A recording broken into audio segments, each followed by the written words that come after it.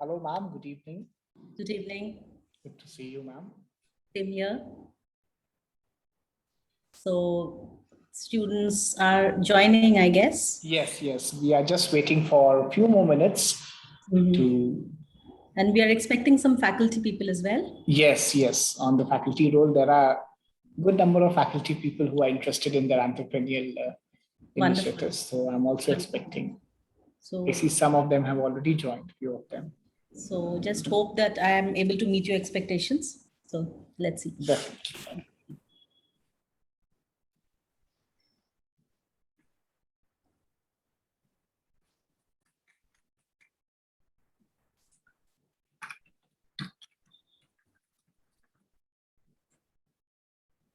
So just let me know when to start. Yeah, sure. Our host, Ria, would let you know, ma'am. Okay. Yeah.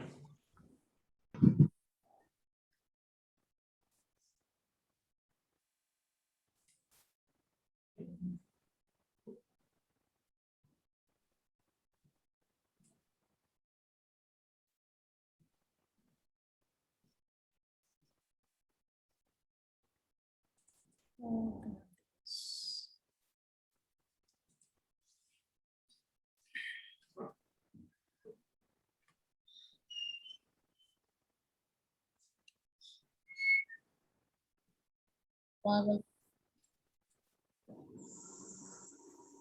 So, my multitasker.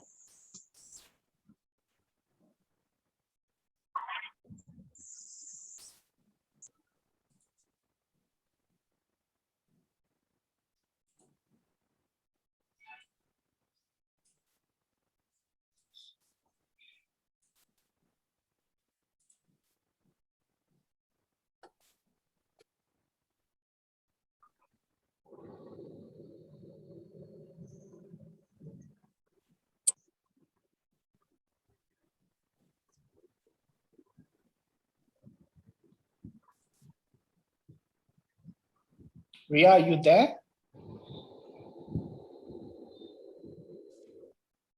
Yes, sir. Yeah, so students are requested to turn on their videos because I think that would give a physical connect to this particular webinar. So all the students who are able to please turn on their videos are requested to keep their videos on so that we can have a connection. This could be an interactive session. So all the students are requested to please keep their videos on. Yeah, over to you, Ria.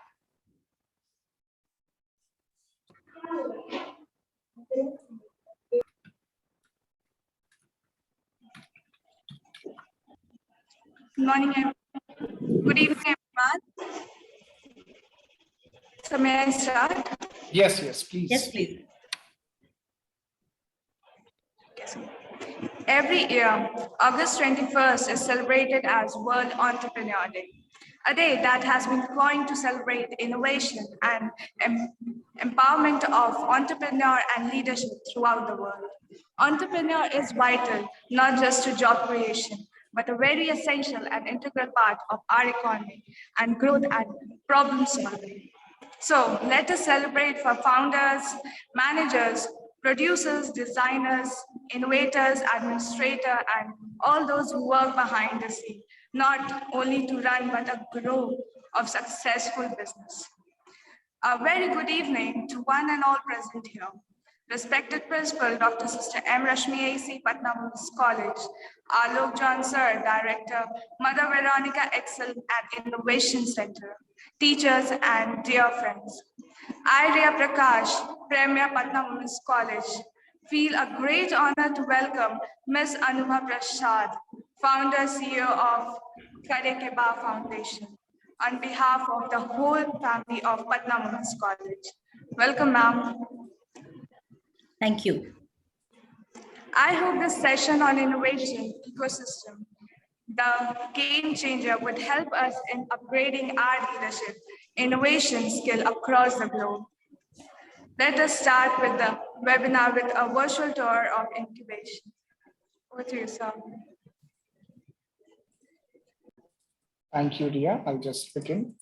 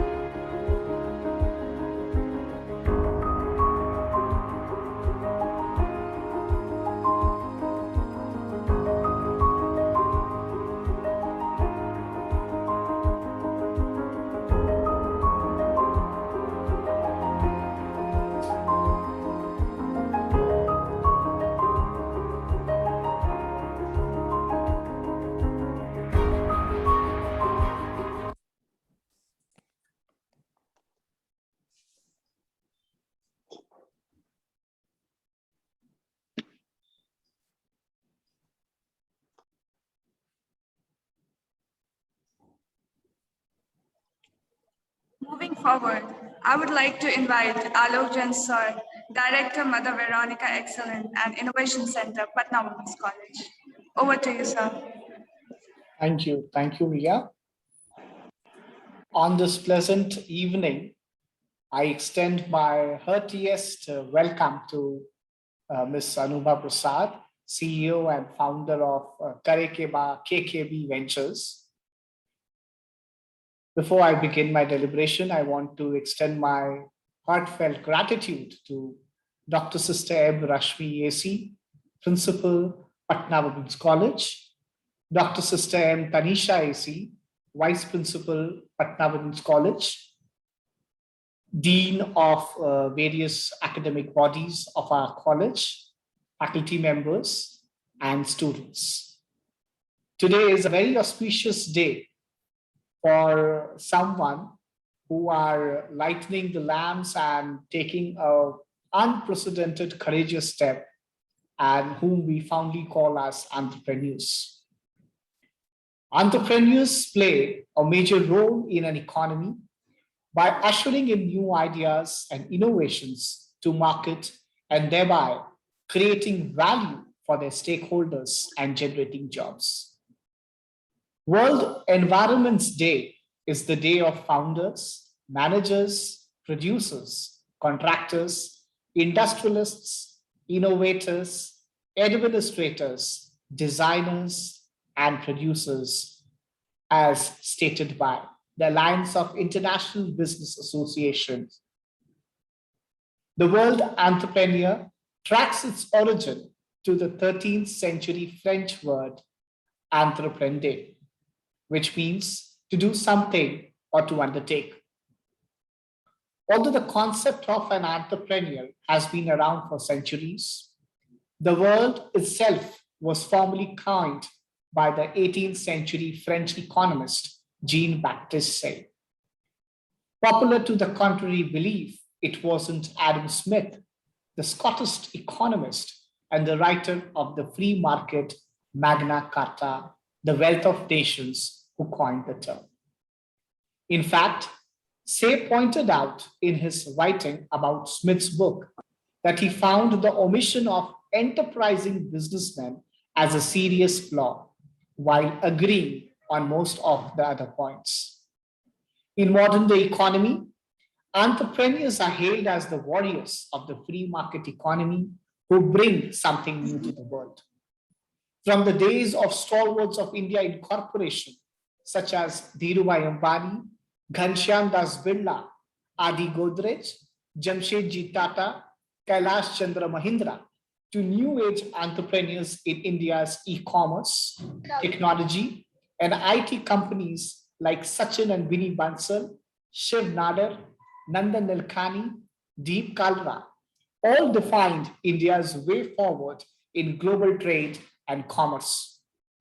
This mantle has now fallen on young India, that is predominantly under 35, who continue to ensure the country stay at cutting edge of innovation and business.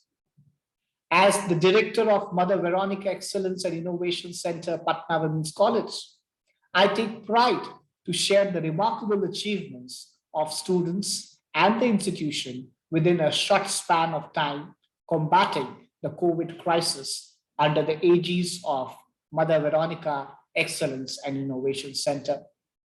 Noor Fatima, student of computer science, has been selected in the National Innovation Contest 2020, undertaken by the Ministry of Education Innovation Cell, Government of India. She successfully initiated a startup project for launching Women's Safety Band with a GPS facility. Group of 4 students from Department of MCA, under the guidance of 2 faculty members, Dr. Bhavna Sinha and Mr. Praveen Kumar, with the incubation support of Mother Veronica Excellence and Innovation Center, designed and developed an in-house learning management system, PwC Link. Amid the ongoing pandemic crisis and lockdown, PwC Link is successfully providing uninterrupted and user-friendly teaching, learning, and evaluation with the use of most technically advanced mechanism. The incubation center of our college has successfully conducted a 3-month-long entrepreneur development programs for faculty members and women entrepreneurs with financial assistance provided by the Department of Science and Technology, Government of India. We received an overwhelming participation from pan-India and global spectra. So this has motivated us to strive hard and boost the entrepreneurial ecosystem in our state, in our country. So with this few aspirational words, I now hand over the screen to Ria again. Over to you, Ria.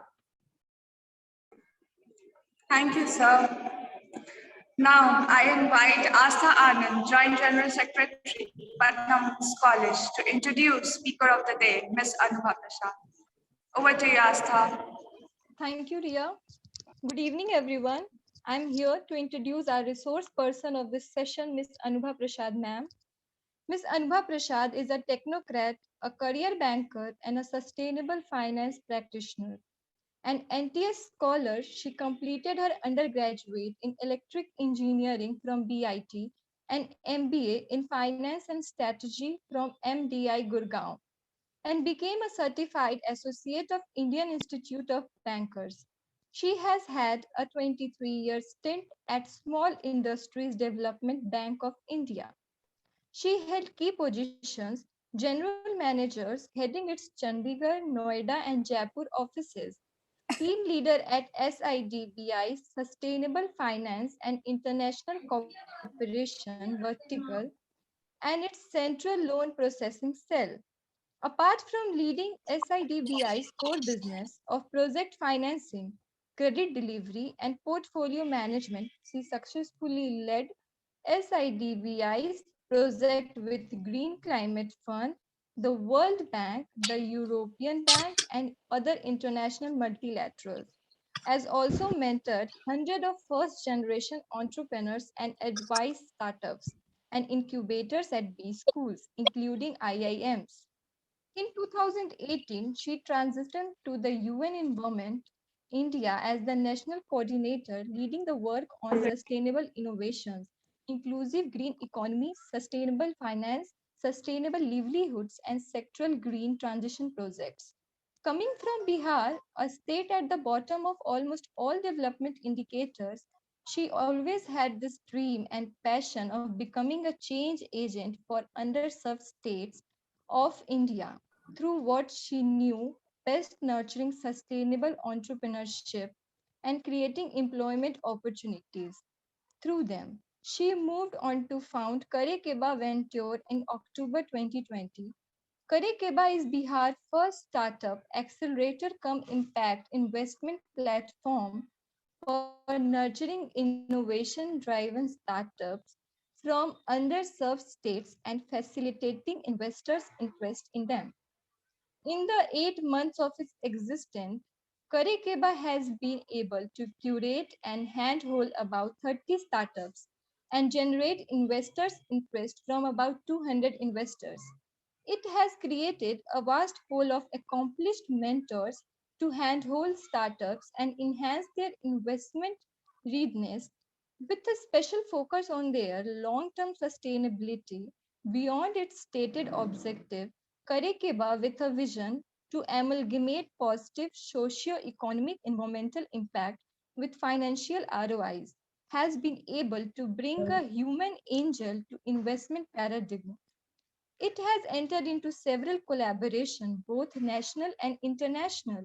Its first investee startup proved a game changer during the second wave of COVID and saved thousands of lives across Bihar and Jharkhand. The domains where Kare Keba is making a difference include clean tech, healthcare, agri-tech, education tech, upskilling, and support to SMBs. A thought leader, she has held board-level position in several government and private company and is presently on the Energy Advisory Board of World Resource Institute, India. She is a visiting faculty and jury at business incubators at several universities and B schools.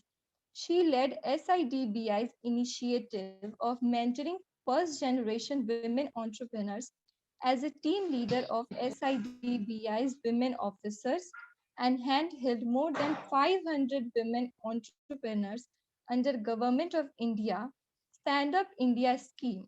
Now I would like to request our resource person to take over the session. Over to you, ma'am.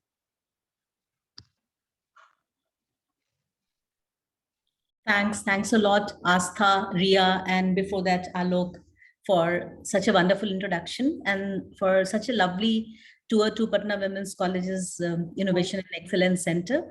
A very good evening to all the faculty members of Patna Women's College and Sister M. Rashmi, the principal.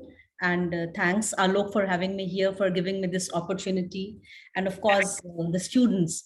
So I wish you a very happy Entrepreneurs Day, as well as a very happy Onam.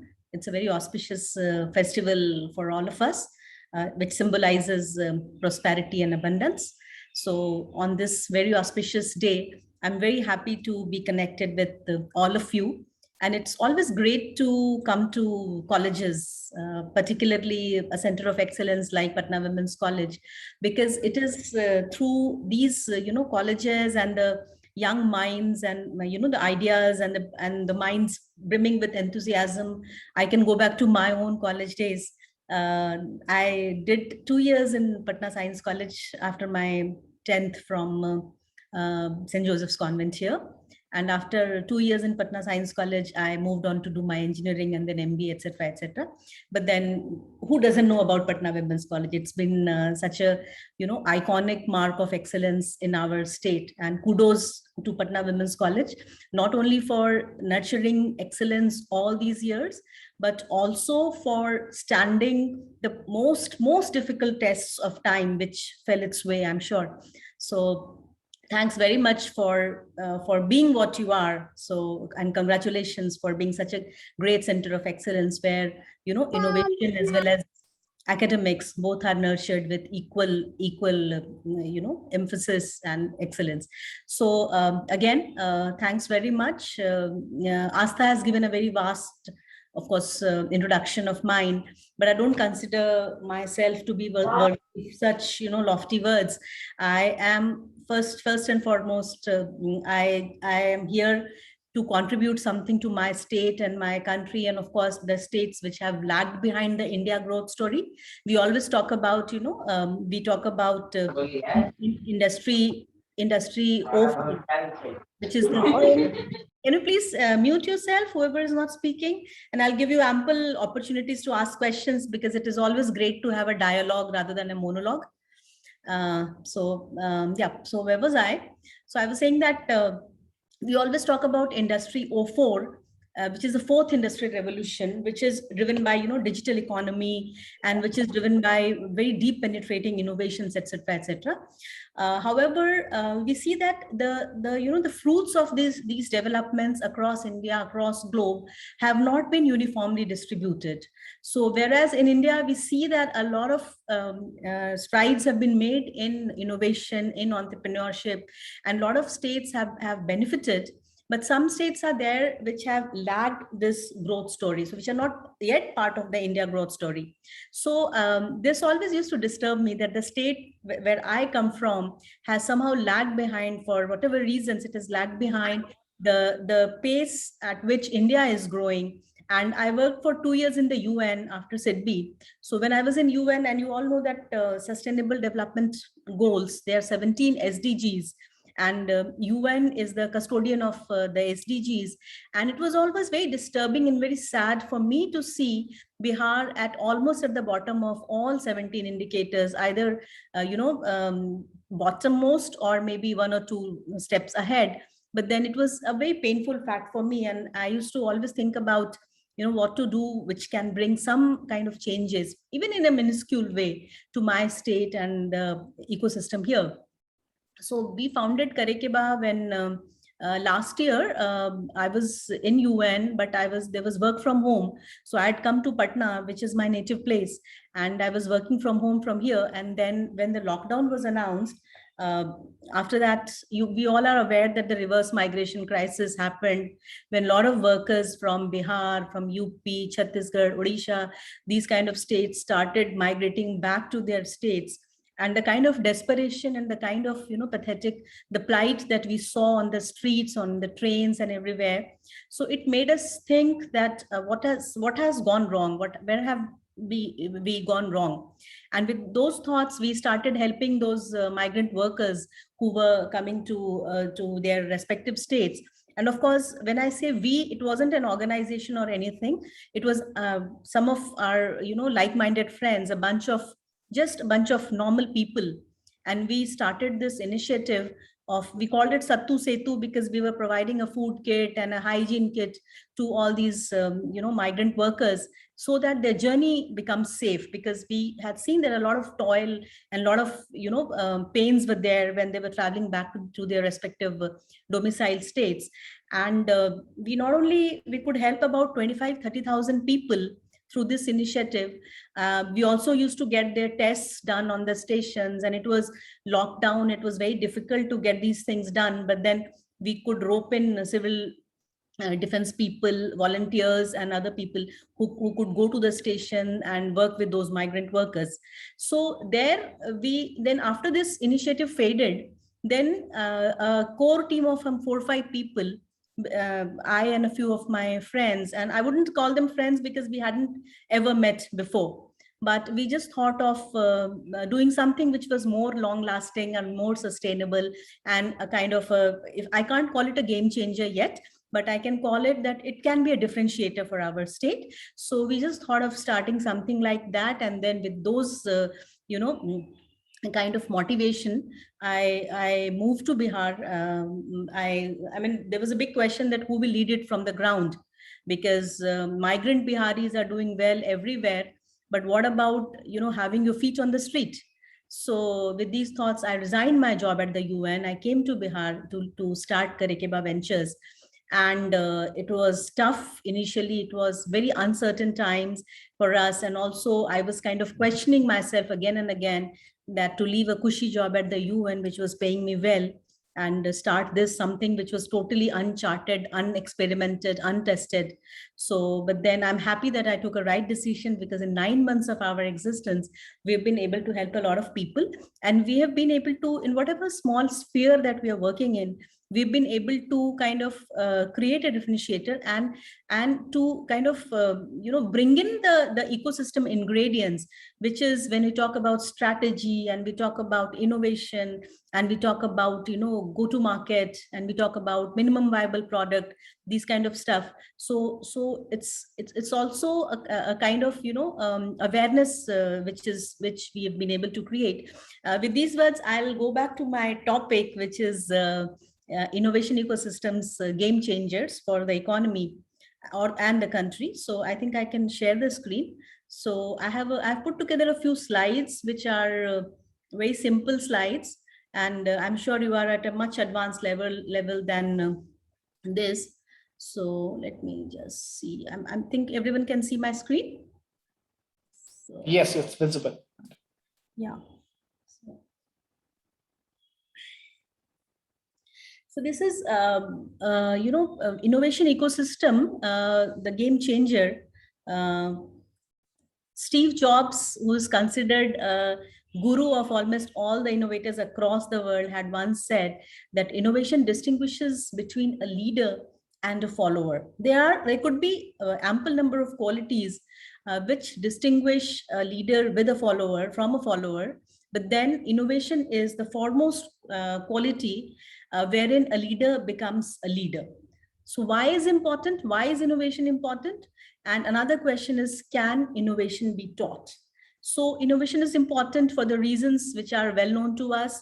It creates a lot of value. It creates, a lot of it creates a wealth. It creates a lot of wealth. It creates a lot of ease and everything. And so when we get up in the morning, like when I get up, I have an Alexa in my room, which tells me the time and which tells me the news. and which tells me about my appointments for the day, and which also reminds me about the weather outside. And from there, when I start my day, probably I don't need it here, but sometimes in Delhi, I used to use my mobile to go on to find out a cab for commuting to my office, and also for certain apps which are there. So if I need my groceries, I used to I used to put order on Milk Basket or a big basket or Grofers. And of course, if I need something, some commodities, and I would order on Amazon. And then if when I'm coming home from office, if I'm too tired to cook, maybe I'll order something on Zomato or Swiggy. So this is how my life is being made simple through innovation. And these are all different components of the knowledge economy or the digital economy that we are living. So that's why innovation is very important. It's not only creating differentiators for everyone, it is also creating exceptional kind of wealth in the economy in a much faster way than I and you can imagine. Can innovation be taught? This is another question. So when I was doing my MBA, we had a paper on entrepreneurship and venture capital. And by God's grace, I had taught that course. But then I don't consider myself a very innovative person, because I could top the course because I wrote good English probably, or I could put my thoughts across well. But then I firmly believe that innovation per se cannot be taught. However, innovation can be honed. The skills can be honed, the skills can be taught, and innovation can be made more sustainable, more long lasting, and more effective through upskilling or teaching or a formal kind of tutoring environment. However, essentially a person can be innovative or a person is not innovative. And there are certain gray areas in between, but essentially innovation is something which is inborn, which is a trait. Why is it important? We know that it's all very simple thoughts, that every invention is an innovation, but not vice versa. Not every innovation is an invention. So innovation is something that we see all around. So it is what we call in Hindi, it's jugaad, but way beyond jugaad. So internet was an invention, but Facebook, as millions of other internet-based businesses, is an innovation. So Facebook is an innovation. Of course, whatever a lot of businesses that we see today, from Zomato to Swiggy to Ola to Oyo, so all this to Flipkart, a lot of innovation is there all around. Innovations have been changing lives universally, and from improving health, education, businesses, agriculture, industry, to easing our daily lives. Innovations are playing a huge role, and they have created exceptional value. So the next question is that even the conventional economy with its brick and mortar businesses, and with its very long history of industry and agriculture and infrastructure, even they have created exceptional value. But how innovation does it? It does it in a much shorter time, in a much quicker way than the conventional economy, as we all are witnessing these days. So this is what we call an innovation ecosystem. So there is innovation, and there are products and services which come from the innovation, and there are skills and innovation within the innovation ecosystem. There are leadership and organizational practices within the ecosystem, and there are teaching and learning processes. And all this forms a feedback loop where each component feeds into the other. And how will you know that your innovative idea? So I'm not going to talk about those cliched statements like be a job creator rather than a job seeker, because I know that these things are now very well known to all of you. And also I'm aware that many of us are pursuing our studies with a single-minded dedication that we have to go get into a good job, and preferably a government job, particularly for a Bihari. It could be one dream come true, that if you land a good government job. So innovation is not for everyone. I would say that innovation is something which is rare. We see it on our daily basis, but innovators are rare.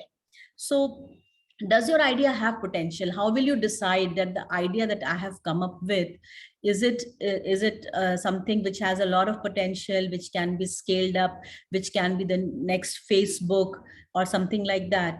So these are the questions that one should ask herself when your innovation is solving some problem or pain points. These problems could be some evident problems, or these problems could be some latent problems which are not visible to everyone, but for an innovator, these are the latent problems which are there to solve. And when the problem that you solve affects a very large population segment, when people are ready to pay for it. So if you are innovating and there is no market for this, then of course your innovation could be a very good innovation. But when we talk about startups and we talk about the startup economy, then these have to be the ideas and the innovations where people are ready to make some kind of payments. It could be, I mean, your customer could be different, but the idea has a potential wherein it can attract paying customers. And when you have an execution roadmap, how will you execute it? Even if that roadmap is very rudimentary, very basic. So when we Please unmute. yeah, so Someone long back has turned on the microphone, so please mute because our resource person is delivering the presentation. Yeah, so not many of you will remember because you must be very small kids at that time. So when Facebook had started, there were two social networks. One was Facebook and one was Orkut, which had come into being. I'm not sure many of you would have heard of Orkut. But then somehow Facebook survived and thrived. And we all are so used to Facebook that many of our, we have even coined verbs. Which is a Facebook lingo, that I'm friending you or I'm unfriending you. So the Facebook is a success. We all know that it started in a Harvard dorm by Mark Zuckerberg and a couple of his friends. But Orkut, we don't see it anywhere. So what is the difference? The idea was very similar. It was a good, same platform. It also started for, linking college students to start with. But the differentiator which came in later was the execution, how Facebook was executed. I will not speak about its pros and cons because we all know that every social media has certain kind of cons and there's certain kind of, ills which are associated with these kind of platforms. But then the execution here was very good. The user experience, what we call UI UX, the user interface and the user experience was very good in case of Facebook, the way they executed, the way they scaled up. But Orkut failed there. And similarly, if you talk about Skype, so before the pandemic, and pandemic has been such a, it's brought a paradigm shift in our lives. So before pandemic, Skype was the most prominent way of video communication, remote video communication, I would say. And in our UN meetings, because we used to have multi-country meetings, so we always use Skype there. But then after pandemic, when it was really needed to be scaled up, we all see that Skype is nowhere, and Skype has been acquired by Microsoft. That's a different story altogether. But then Skype has lost its market, and Zoom is everywhere. Today also we are speaking on Zoom. So it was such a huge opportunity for both Skype and Zoom to leverage the pandemic, because everything had become remote. We all were doing, virtual meetings and virtual education and everything. But Skype could not weather the storm, whereas Zoom has become ubiquitous. It's there, it's everywhere. So that is again the execution. So the execution included the pricing plan, how you attract customers, how you provide your user experience, so all these things. So that was the differentiator. Then I'm always asked that I'm starting this business and can I be termed a startup? So I'm not getting into the government definition because government says that 7 years of existence and whatever other things. But technically, not every business is a startup, even if you are doing it for the first time. So startup, the very important component of a startup is the idea has to be disruptive and innovation driven. So this idea must have an exponential growth potential. Secondly, it can generate exceptional wealth. So if you are doing a conventional industry or a conventional activity, there's absolutely no problem with it. It is very good if you're doing an industry or a entrepreneurship or anything else. But when you talk about startup, it must have an exponential scale up opportunity. Again, execution, as I spoke about, execution has to be the key. It creates value for its customers, and it has the vision to become valuable itself. And when I say valuable, it is, we all see that, this $1 billion valuation companies, what we call unicorn. So not every startup is a unicorn, but every startup envisions to become a unicorn or a unicorn. India has 31 unicorns as of now, and it is one of those economies which is churning the unicorns at a very, very fast pace. So has a well-defined moat. What we understand by moat is basically when you see a fort, there is a trench which is dug across the fort so that not everyone can climb onto the wall of the fort. That is what we call moat. So there's some USP, some differentiator, which makes your business very, very special, and it should have a large accessible market. This is how a startup is different. And of course, we always talk about startups and innovations. So it is wonderful to be innovating in health, in education, in agriculture. Why? And when we started Karekiba, that was a thought that we will work in sectors like agriculture, ed tech.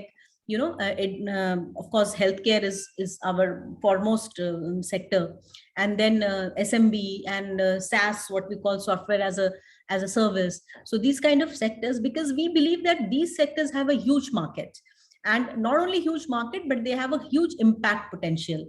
So as you can see, our Karekiba logo, we call it where impact meets returns. When I say returns, it is financial returns that I'm talking about. So we are not simply interested in businesses that are just there for making financial ROIs, but we are also interested in businesses that can create huge impact, even if they don't have that kind of scale up potential, but we try to help all those businesses which are creating impact in our country. So these are 5 factors, because we often think that fundraise is something which is very important for startups. And if you are following this ecosystem, you will see the funding news. Of course, you are students, so you are not so much, I don't expect you to be so much aligned with these kind of stories. But every day there are stories of this company raising these $1 million and all that. But fundraise is one of the least important success factors. It is timing, which is very important, of your idea. It is team and execution, as I've been telling you again and again. Idea, truth, outlier. This is a very important concept. Just try and understand this, because every innovator thinks, almost everyone, that my idea is very good, and this is something which is very disruptive, and which can change the market, which has the potential to become a game changer. However, you have to test this against the outlier of truth, whether this is really what you think is the truth or not. There are several ways to kind of validate your idea, but what we call idea, truth, outlier is whether your idea stands the test of truth. Of course, your business model, it's very, very important. And then comes funding. So what is important for the innovation ecosystem or any innovation-driven startup to thrive and to succeed? The most important factor is it should have a large accessible market. I was very happy to learn about the learning management system, LMS, which has been implemented and which was designed by a student herself. And my compliments and kudos to that particular student. So this kind of an innovation can have a large market, because we all are now very, very used to a virtual presence and a virtual learning environment. So this kind of idea, or any idea which has a large accessible market, which is very much important for this, and your sustainable massive differentiation. So here I will quote once again, I'll quote Amazon, or I'll quote Facebook, which has shown that their differentiator is sustainable. It withstands the test of time and geographies. And the team has to be stellar, because without a stellar team, without a very good team which is motivated and which is strong in several domains, you cannot execute an idea well. So when we talk about idea, truth, outlier, and how to judge your idea, effective market research is very important. Collaborative teamwork, it's important everywhere, not only here. Digital marketing has become very important. Correct price point for your product or for your service, that what is the price point which is good for you as well as for your customer. And if you can give complimentary benefits to your customers. There could be B2B, business to business, there could be B2C, business to customer, or D2C, direct to customers. So when we see Flipkart is a D2C business which is serving the customers directly. These questions, for if you are an innovator, or if you want to get into this entrepreneurship ecosystem, these are a few questions that you must ask yourself. What problem are you trying to solve, and how? Does your product have a large accessible market? Can you explain how your product will evolve? How does your product roadmap look like? Then on execution side, what does the founding team look like? What is the experience and the core competence of the founding team? What is your market position? How you are going to enter your target markets? What about your past traction? So how can you show that demand is there for your product? And how aligned is your founder team? Does everyone have the same goal? They are on the same page? And these are, again, certain questions. Idea, truth, outlier, I already spoke about. Whether the market size that you are assessing is realistic, your execution strategy, whether backed by evidence and numbers, because at times your perception is all of us have this this flaw, whereas when we think that our perception is what is correct, but at times it turns out that perception, the reality is very different from our perception. So it has to be evidence backed. And is your execution plan dynamic? Can you change it? Can you evolve it? And do you have a financial plan which is really convincing and solid? So this is it reminds me of an incident when I was speaking at my alma mater for, again, they were trying to come up with an incubation center. And I was talking to the students at BIT. And then a boy got up from the crowd and said that, "Ma'am, I have a wonderful idea. I want to implement it." I said, "Fine." Then he gave an idea of maybe, not exactly a dating app, but something which can make, dating very easy in terms of arranging cards and flowers and doing everything and music. So he said that I have this idea. So maybe he was too kind of smitten by the campus environment or whatever. And believe you me, it so happened that in the hall itself, wherein about, I guess, 200 students were there and maybe 40% of them were girls, the idea was then and there rejected. And the girls said that, this idea looks good to you, but I would look for something which is more personal, which has a very, very personal feel, so the idea was rejected then and there in the hall itself. So that is how, we perceive our idea to be a game changer or a disruptive one, or it is going to revolutionize certain things, but the reality can be something which is very different. So we need to test our idea again and again. Something which is very valid today may not be valid tomorrow, so we have to be ready for that also. This is a general startup journey from concept, ideas, to MVPs, minimal viable product, and prototypes. The product market fit, how does your product fit the market? Then it starts, after the product market fit, it starts working at scale when the market is ready to receive your product and the market is ready to pay for your product. So at that time, you can think about scaling up. And then the diverse revenue streams when your product is getting you revenues from different channels. Now, since it was Patna Women's College and I was speaking to women students, girl students and the faculty, and of course, so most of them, Alok, you please pardon me for that, but most of them I consider to be from the fair gender. So I just put together some information about women entrepreneurship. So India has 50,000 startups, and so as DPIIT says, and 45% of them are having women entrepreneurs. over 16,000 startups were recognized in 2021 vis-a-vis only 743 in 16-17, which was the first year of Startup India initiative. There are women-led success stories: Nykaa, Potia, Kalari, Your Story, Mama Earth, Pippa Bella, and of course, but when we talk about women founders, it is at times women are a member of the startup team, but they are not the real decision makers. So the numbers could really be misleading, because since I'm working in the ecosystem, I see very few women founders coming up. So it is active participation by the women, by which we should go. And here are some faces, and some could be the familiar faces. So I was reading about Falguni Nair, who's here in this picture, who is the founder of Nykaa, that how a daughter reciting a poem convinced her or motivated her towards entrepreneurship. There is a girl here from Patna as well. If you can recognize her, it is Shraddha Sharma from Your Story. She's here, I think second row, third face. And Meena Ganeshan from Potia, which was my co-panelist at several occasions. And so many women entrepreneurs, women startup success stories are there. And it is something wherein which can offer you flexible timing, which can offer you working at your own pace, being your own boss. And also, this is, I would say that startup is a tough journey, wherein you put in your 100% for many years, 24/7, like what I am doing right now after government job and UN job.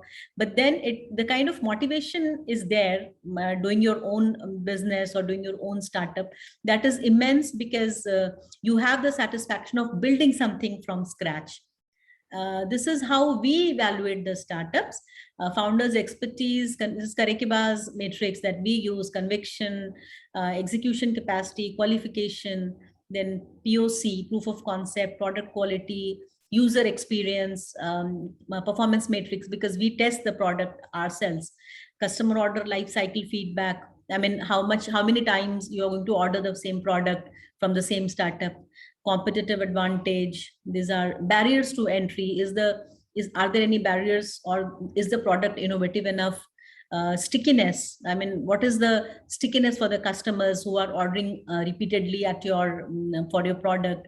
Scale up potential, long-term sustainability, cost to operation. I've spoken about most of these things: the pricing, the market size, customer lifetime value. A customer can give you how much value in the entire lifetime. Acquisition cost, which has to be very low, your initial fraction, your month-on-month revenues, etc. So these are disruption, clarity on USP, pricing, GTM strategy means your go-to-market strategy, unit economics. So for each unit of the product or the service, how does the economics work out? And this is we are curating and incubating startup. We are accelerating startups. We focus on impact startups from what we call Bharat. Bharat is, tier 2, tier 3 towns of India, the villages, the rural India, wherein a lot of talent is there. But of course, the talent nurturing is not so happening. So not everyone is fortunate to get into Patna Women's College. And of course, so the ecosystem has actually failed them. These are very talented people who are going out and doing well, going to the metros. A lot of Bihari founders I know, or founders from Odisha, or founders from eastern part of UP or Jharkhand, who've gone to Gurgaon and Bangalore and places like that and have done well. However, we have failed them as an ecosystem. We provide them access to world-class mentors. We have mentors from IIT, IIMs, we have from MIT and Harvard and Columbia University, and of course, real life founders, Y Combinator founders. We give them handholding and strategic advice.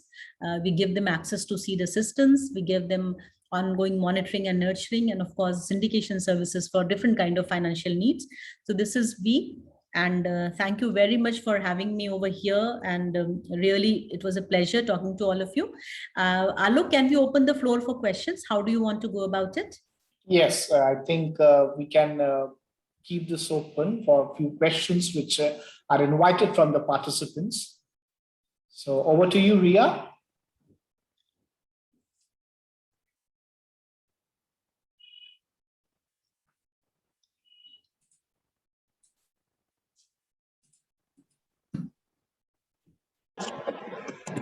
Thank you, sir. The feedback form is activated in the chat box. Participants are requested to fill the forms, please. Thank you, ma'am, for an enlightening and wonderful session. I'm sure the participant must have learned many important things and gathered piece of information. Now we will move forward to the second and the last part of the session. Ma'am, we are having few questions that the participant want to ask from you. Please go ahead. Yes, ma'am. Ma'am, first one is, how do we increase the impact of our policies? You are talking about the government policies, right? Yes, ma'am. So I would say that the government is quite aligned with the ecosystem, with the innovation ecosystem. I would say that policies are well conceived. Where we falter is the execution of the policies, wherein so maybe the policy implementers, the government functionaries, and of course the politicians and all. So there I think there is, of course, there'll always be scope for improvement, but I think policies are pretty good and policies are evolving. Like India has jumped about 100 places in ease of doing business, and India is now, so a lot of which was very the litigations and the kind of archaic rules and regulations have been scrapped. A lot of legal such provisions have been made. So, and even the educational infrastructure is improving, but we need to kind of be strong in execution. And execution, when I say execution, the civil society partnership, that's also very important. And we as responsible citizens, so we should be asking these questions. So whether I have contributed positively for, improving my country, for creating a positive impact. So I think as responsible citizens, we should be also asking these questions. Thank you, ma'am. Another one is, what is an idea management process and how do we build idea? As I said initially, that it's very difficult to teach innovation. Ideas are something that just happen, but then ideas can be tested. Ideas can be kind of conceived in a better form. Ideas can be polished. That can be done. But idea is something like you see a problem and you think that it can be solved like this. Like we all know that environmental sustainability, which is again a cause very dear to my heart, it has, so we see that we all hear about climate change, the global warming, and we all know about the renewable energy potential and all. So we have a startup which has innovated to make the renewable energy products available to the villages. Like one of our startups is working on that. One of our startups is working on, a disposable, biodegradable sanitary napkins, which used to be a problem. The disposal used to be a huge problem. So like that, you see a problem and you think that you can contribute towards solving it, but you have to consider the problem with its different dimensions. So it's not that to solve one dimension of the problem, you are creating another dimension, which is probably, which becomes self-defeating. So this is how ideas can be honed, they can be fine-tuned, they can be polished, they can be refined, but idea has to come from within. Okay. Thank you, ma'am.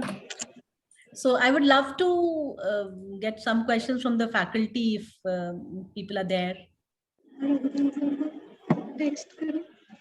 Aparajita ma'am visited me and yes, Aparajita ma'am was there. Learning about the startup ecosystem. So I was very happy to meet her. Yes, so they are basically working on a nanotechnology aspect. Right. And in fact, few students of them, they want to come up with food and nanotechnology that could be integrated. I think Dr. Prajita was there, yeah. Yeah, so we can move ahead with it. All right. Any other question?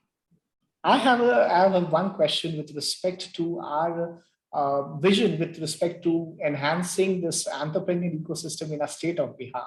So what could be the future challenges that you foresee, since you are actively engaged in this beautiful state of Bihar? So. Yes, the challenges here is that One is that, nothing works in isolation. Everything has to be, I mean, a lot of things work together. So there are multiple dimensions of the ecosystem. That's one thing. So it's like everything fits leads to another. That's one thing. Secondly, the challenges that I see with the founders in Bihar particularly is that they don't have much idea of how to scale up. So one very important thing is that people should read and people should be very well aware. They should know their competition well. That is not happening here. So if you're solving a problem and somebody is doing it in a better way and you don't know what is your differentiator, then your innovation is bound to fail. So that's one thing. Another problem which I see here is, which is, all rural areas have this, like we are in digital economy and now the prices of data are very low. But however, the connectivity issues are still there, due to which digital economy cannot progress beyond a certain points. And of course, that's one thing. And secondly, the huge mindset problem, which is the foremost thing, because in states like ours, people are always pro jobs, and I also did government job and UN job and all that, and pro government job particularly. So that mindset of becoming a job creator, becoming your own master, and creating something which is disruptive, which is long lasting, and which is going to help the people, that mindset is somewhat lacking. So the entrepreneurial mindset has to be created. It will come, I'm sure. A lot of students from Bihar go out and do this. So I was speaking with this guy who was the co-founder of Gray Orange, a big robotics company. And then there is a co-founder of Pine Labs, who's also from Bihar. There is Nirog Street, which is aggregation of Ayurvedic doctors and medicines, again founded by a Bihar person. Khata Book, again a Bihar person. But somehow all this have happened outside Bihar. So we would just like to bring that in the state, so that we become wealth creators here itself. And so that mindset challenge, I think, is the foremost, which has to be tackled by in institutions like Patna Women's College, wherein you must have a balance. Maybe 100 people going for the government jobs, but at least 10 people are coming into the innovation ecosystem. Right.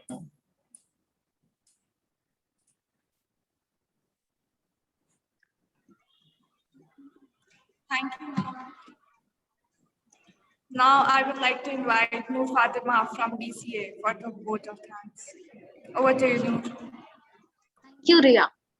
A very good evening to one and all present here in this webinar. It's my privilege to propose vote of thanks and acknowledge the contribution of all those who worked hard to make this webinar a great success. I, Noor Fatima, student member, Institutions Innovation Council, Patna Women's College, would like to express my gratitude to our Honorable Principal, Dr. Sister M. Rashmi AC, and our Vice Principal, Sister Tanisha AC, for acknowledging our proposal for conducting this webinar. A special thanks to Alok John Sir, Director, Mother Veronica Excellence and Innovation Center, for his constant guidance and support.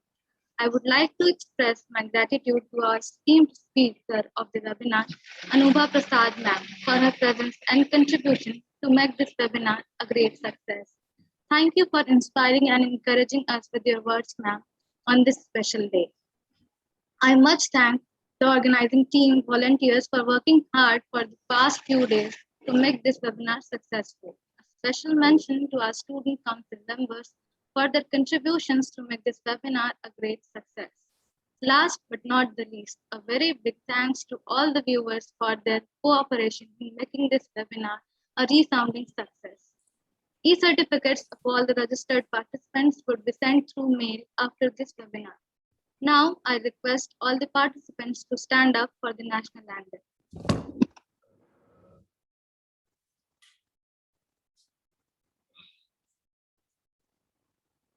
Give me a moment to just screen the national anthem.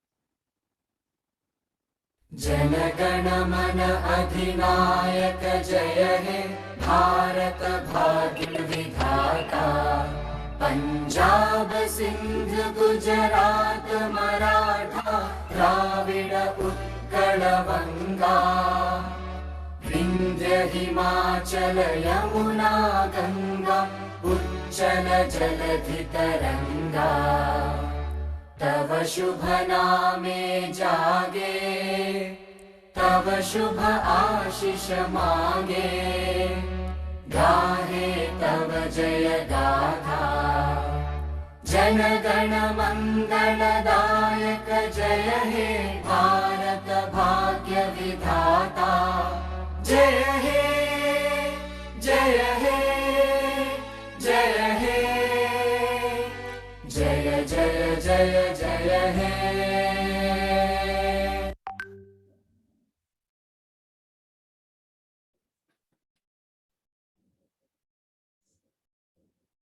Thank you so much, ma'am, for your wonderful deliberation. Indeed, we must now think of scaling up because a lot of deliberations have happened on the system and entrepreneurship and innovation.